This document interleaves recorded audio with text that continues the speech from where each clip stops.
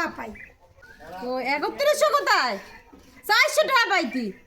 তুমি এই গন্ডগোল করবা জানি, এই জন্য ওই মোর দাদারে নিয়ে আইছি হিসাব করার লাগিয়া।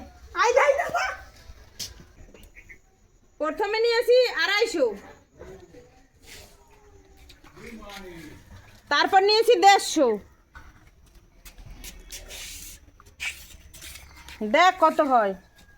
এই 0 0 0 5 5 10, 2 আর 1 3, এই হলো 3100 টাকা।